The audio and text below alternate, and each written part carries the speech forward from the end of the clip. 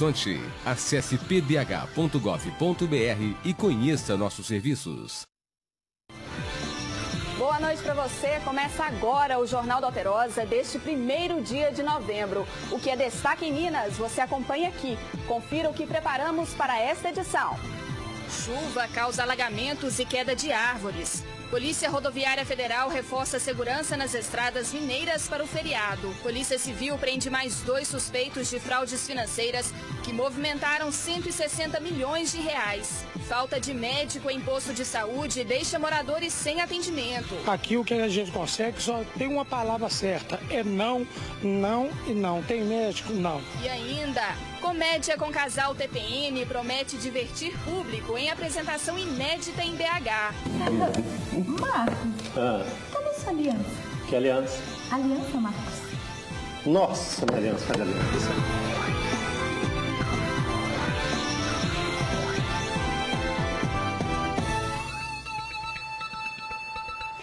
Feriado batendo a porta e muitas famílias já começam a deixar Belo Horizonte para curtir o final de semana prolongado em municípios do interior ou cidades litorâneas. A Polícia Rodoviária Federal já começou a Operação Finados e serão 800 agentes nas estradas para reforçar a segurança.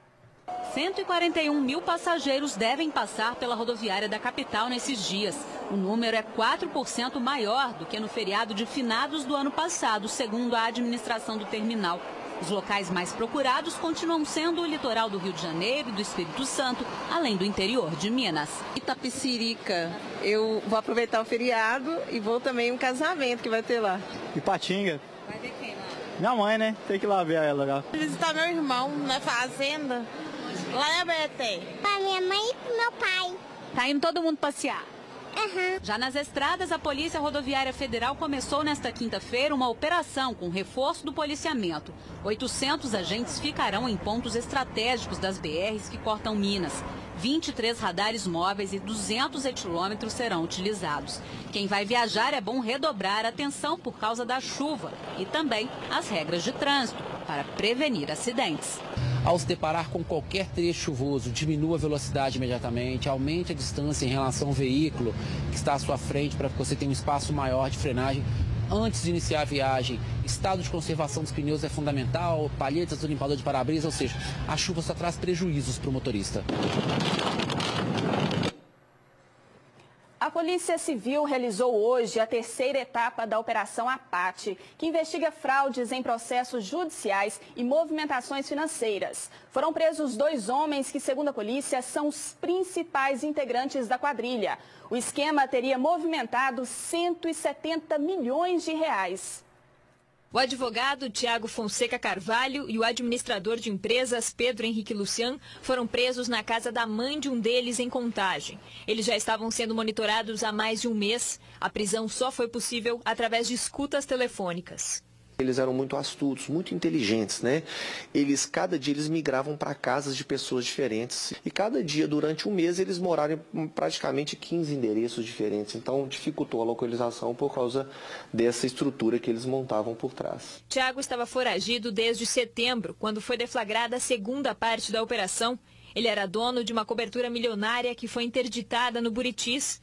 Na ocasião, o pai de Tiago foi preso, suspeito de queimar provas do crime. Começou inicialmente com vários empréstimos fraudulentos nas principais instituições financeiras de Minas Gerais. Empréstimos de valores de 2 milhões, 5 milhões, 10 milhões. Então, utilizavam o nome desses empresários para realizar esses empréstimos. Com isso, eles pegavam esses valores e inseriam nessas empresas de fachada. Foram criadas entre 25 e 30 empresas de fachada, nos quais eles se articulavam como sócios das empresas e colocavam interpostas pessoas. E depois de 5, 6, 7 meses, eles diluíam essas empresas e distribuíam os lucros, realizando a operacionalização da lavagem e do ilícito dos empréstimos praticados.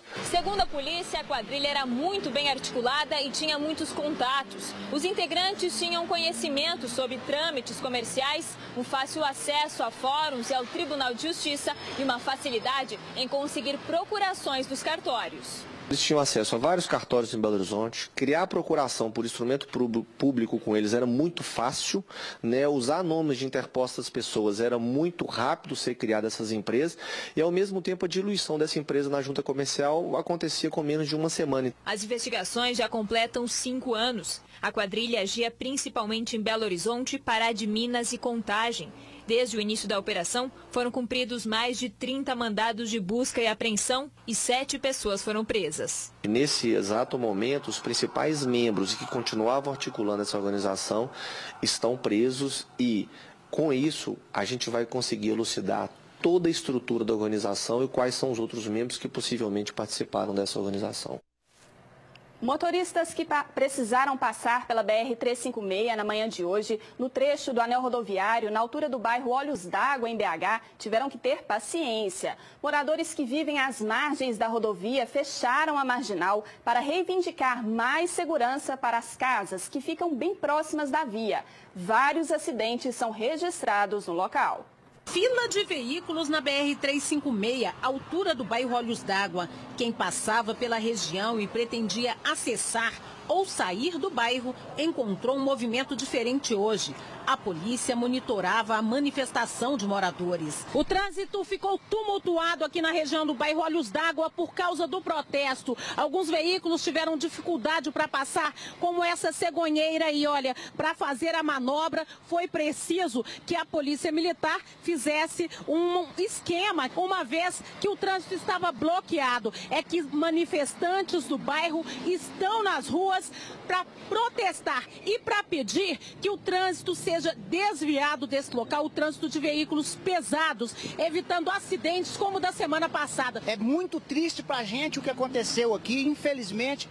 Nós não queríamos estar fazendo isso aqui, porque além da gente ser pai de família, nós somos empresários também, nós estamos cerceando, nós estamos tirando os direitos das pessoas de ir e vir, sim, mas é por uma causa justa. Os manifestantes estão aqui no meio da rua, são moradores e também líderes comunitários. Eu fico indignada a questão de morar aqui há 31 anos e existir esse projeto há mais de 20 anos e nada a ser feito pelo nosso bairro. Nosso bairro é esquecido. Minha borracharia foi a primeira a ser atingida e as outras residências depois. Agora imagine só, eu mexo com borracharia, eu sei como funciona isso.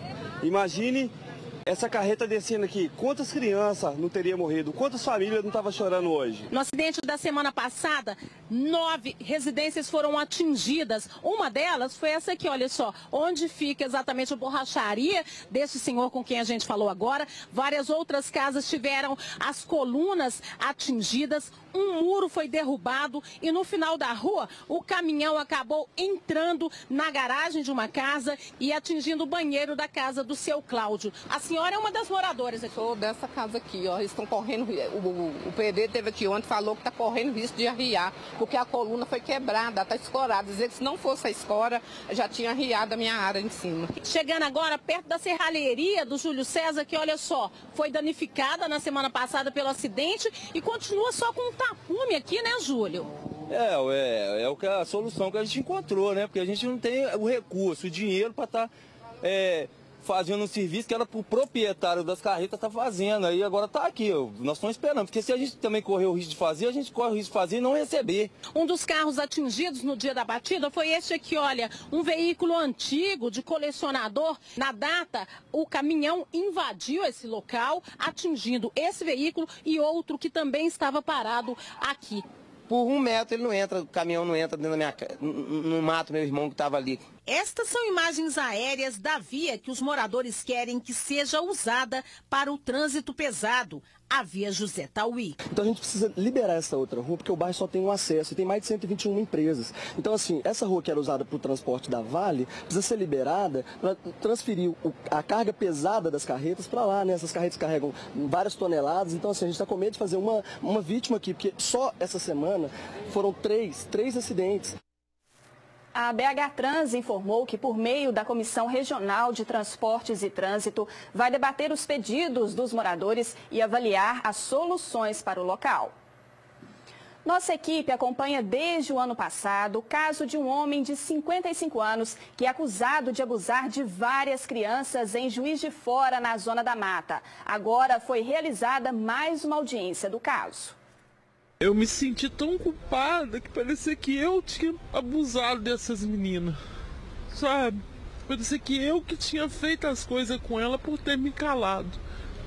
Sabe, aí isso me encorajou. Quando essa moça foi falar, eu peguei e falei, não, eu vou lá, entendeu? Vou falar tudo que eu sei, porque só Deus sabe, entendeu?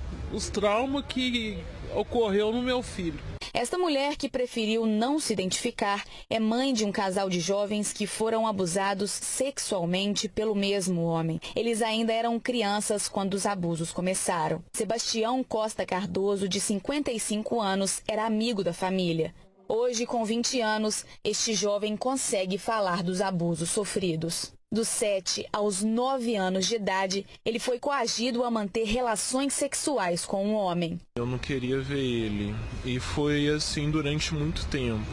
Eu entrei em depressão, comecei a ficar muito angustiado, muito deprimido, ir na igreja.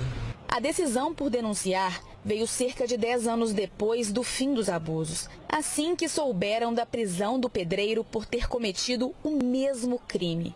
O homem também teria abusado de 2 meninas de 12 e 6 anos em 2017. Ele é casado com a tia das garotas há mais de 30 anos. A 2 fazia um serviço de pedreiro na casa da mãe das crianças. Ele começou a mandar mensagem para minha menina que hoje está com 13 anos, e nessas mensagens tinha bastante coisas pornográficas. Aí, passando uma semana que eu tinha descoberto da minha mais velha, a minha mais nova pegou, falou comigo. Mãe, ele fez a mesma coisa comigo. Da mais nova, eu descobri que ele tirou a roupa na frente dela e estava querendo tirar dela. Aí chegou a fazer ameaças, que se ela falasse alguma coisa, viria atrás, mataria. Sebastião Costa Cardoso foi preso no dia 25 de julho do ano passado pela Polícia Civil, depois de ter sido condenado pela Justiça por atentado violento ao pudor ocorrido em 2006. Ele foi acusado pela própria irmã de abusar de uma criança de 6 anos. Nesta semana, testemunhas e vítimas do pedreiro prestaram depoimento. O caso é julgado na 4ª Vara Criminal da comarca de Juiz de Fora e corre em segredo de justiça. Uma nova audiência deve ser marcada nos próximos dias. Agora eu só espero que ele pague pelo que ele fez e não que fique impune, que nem ele ficou da outra vez. Você vai ver agora o drama de pacientes que estiveram hoje no Centro de Saúde Glória, região noroeste da capital. Muita gente voltou para casa porque, segundo os moradores, nenhum médico apareceu por lá. Desde as 6 horas da manhã a senhora está aqui? 6 horas, e na equipe tá, não tem médico, não tem médico. Falou 9 horas da manhã. Um monte de gente foi embora, só segunda-feira. São 9 horas da manhã. Qual que é a atitude que a senhora vai tomar agora? Ainda vai continuar esperando? Vou esperar, porque eu quero ser atendida, eu preciso ser atendida. E eu estou esperando, fiz os exames tudo direito, estou esperando a médica dar retorno para ver se eu vou voltar para quimioterapia, se eu vou fazer meus exames, se eu vou fazer alguma coisa. Até agora também não me chamaram. Era assim que só vai poder me atender lá para as 2 horas e eu tenho uma aula hoje. Vai mandar eu esperar até a doutora chegar. Que hora que a doutora vai chegar? Não sei, eles falaram que não sabe a hora que ela chega. Você tá indo embora? Ué, minha mãe tá trabalhando, ela não consegue me atender. Aí você tá indo embora? Tá passando mal? A gente não consegue nada aqui não. Aqui o que a gente consegue só tem uma palavra certa. É não, não e não. Tem médico? Não. A de qual equipe? Não tem. Toda vez que você chega aqui, essa filona que tem aí dentro, e você não arruma, não ajeita nada. Preciso de uma vacina, amanhã é feriado, posto não abre, nem amanhã, nem depois, nem lá, só na segunda. Preciso de um médico, cadê o médico para dar um laudo só para receber uma vacina? Cadê? Todas as vezes que eu venho procurar um resultado de exame, eles não entregam. Eles dizem que a impressora está estragada. A receita que eles não quiseram aceitar. Por quê? Diz elas que já estão vencidos, não sei o que é. Mas eles é quem marca o dia da gente vir. A prefeitura disse que apenas um médico do posto está de licença por 2 dias e que o atendimento aos pacientes continua sendo feito pelos outros médicos da equipe. Uma chuva forte na tarde de hoje, com muito vento e até granizo, provocou problemas em BH e na região metropolitana. Olha só. O que acontece aqui, ó, com os comerciantes e moradores da região? Na estação Eldorado, o alagamento deixou pedestres e motoristas em situação complicada. Esta van chegou a ficar parada por um tempo. Depois, o motorista conseguiu sair com o veículo, mas o para-choque se soltou. A região da Savassi também ficou alagada. A chuva provocou quedas de árvores em vários bairros. No Santa Lúcia, esta caiu e interditou o trânsito na rua. Na Vila da Serra, teve até chuva de granizo. Continue com a gente, porque na volta do intervalo vamos mostrar um bate-papo divertido com o casal TPM. A peça de teatro será apresentada neste final de semana em BH. É um instante só.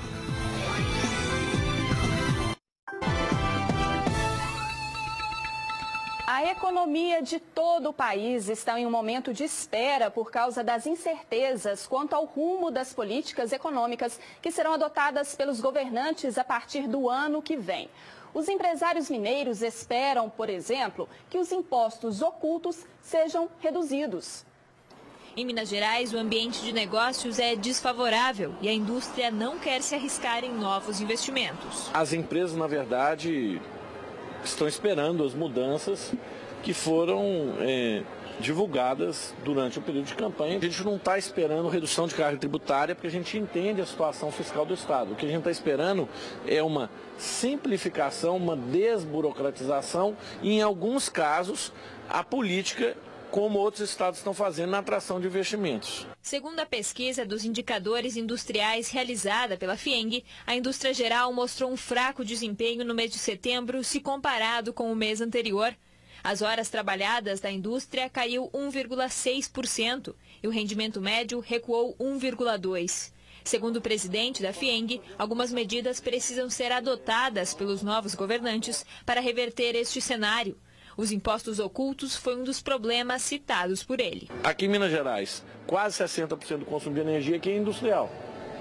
Quer dizer, o custo da minha energia é mais caro. Com isso, quando eu vou vender o produto versus um produto importado, ele está mais caro porque embutiram-se um monte de custos ocultos nele. Se isso fosse imposto, o importado também pagaria quando entrasse no Brasil. Como não é, só eu pago. O próprio Paulo Guedes, em conversa comigo, ficou bastante impressionado, falou que ia analisar, então a gente tem que ver o que vai de fato ocorrer, né? Porque uma coisa é teoria, outra coisa é prática. O empresário disse ainda que a fusão de ministérios deve prejudicar o setor das indústrias. Esse tipo de mudança estrutural, a gente não está falando para pessoa, a gente está falando uma estruturação de país, né? A gente é a favor da redução do tamanho do Estado. A única questão que eu acho que o Ministério do Desenvolvimento, Indústria e Comércio, para mim, poderia estar junto com o Ministério da Agricultura fazer o Ministério da Produção. Por que não?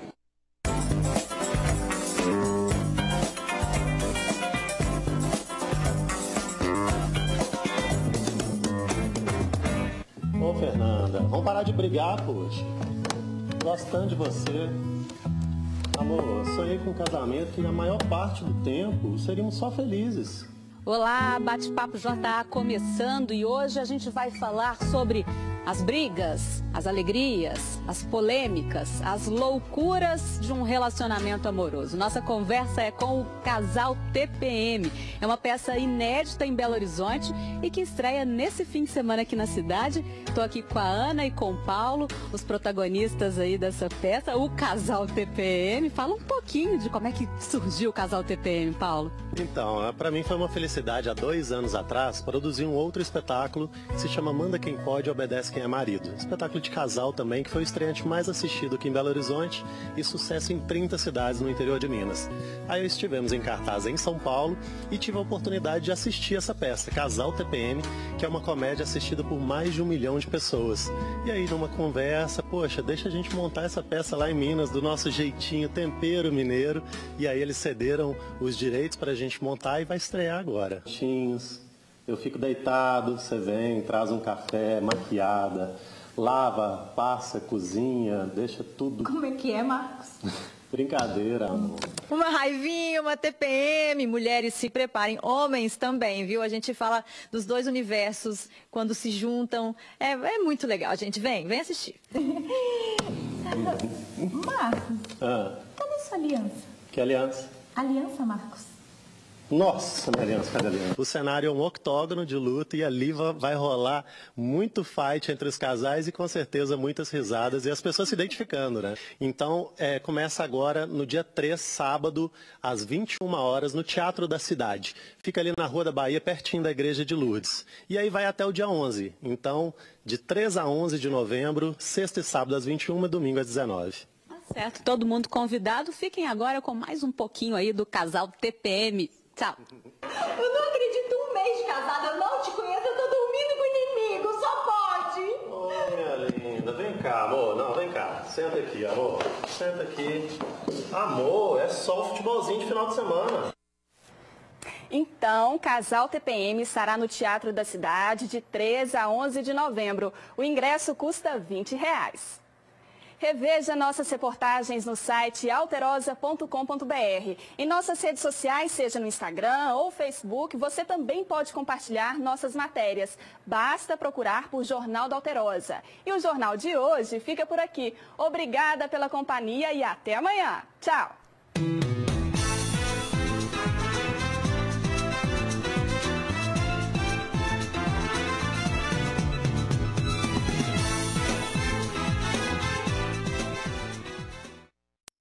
Jornal da Alterosa. Oferecimento.